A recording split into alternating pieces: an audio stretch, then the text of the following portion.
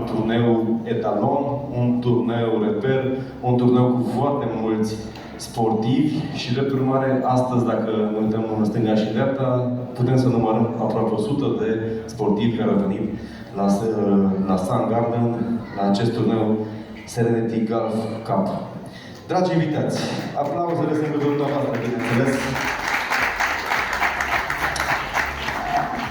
Înainte de a începe festivitatea de premiere, permiteți-mi să adresez câteva mulțumiri speciale și în primul rând, organizatorilor. Și l-am aici pe Aurelian Chipte și până cu echipa lui, care merită toate aplauzele pentru profesionalismul și pentru atenția la fiecare detaliu. Aș vrea să mulțumim și sponsorilor și partenerilor fără de care acest eveniment nu ar fi fost posibil.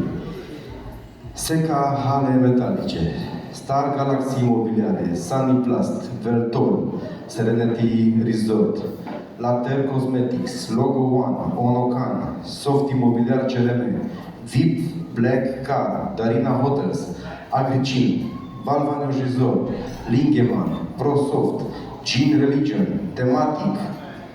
Am fost tras puțin de mânecă, cum de nu am observat macheta turneului mai înaltă decât mine, făcută de către cei de la Tematic și am spus, îmi cer scuze, am venit pe altă parte. Așadar, mulțumim, este o operă de artă, de-a dreptul o operă de artă, mulțumim celor de la Tematic. Taiko Spa, Cricova, Hotel Restaurant Lacul Roșu, Roca, Sofia Home Decoration, Radisson Blu Brașov și, bineînțeles, partenerilor media, Transilvania Business, zi de zi, Mureș, More Than Content. Dragi invitați, nu vreau să mă lungesc foarte mult, dar aș vrea tare mult să aplaudăm încă o dată gata acestui eveniment, să gata în vizor și o avem alături de pe doamna Daniela Martin, reprezentant acestui minunat resort, acest loc de poveste, cum îmi place mie să spun, de fiecare dată mă simt minunat aici la ei și văd că lucrurile merg din ce în ce mai bine.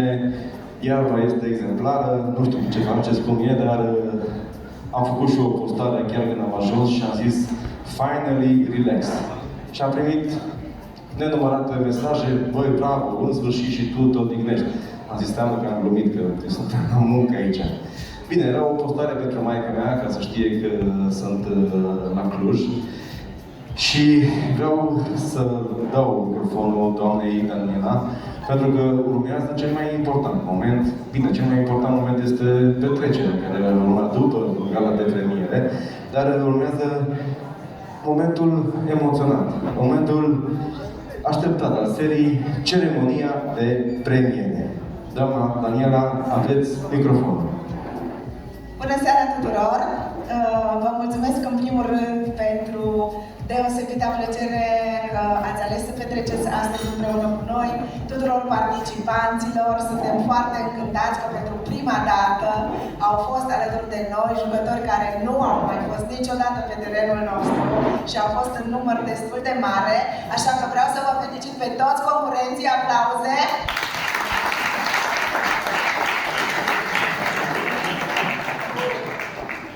Bineînțeles că momentul cel mai așteptat o să îl lăsăm un pic, să mergem așa prin suspans cu premiile categoriilor.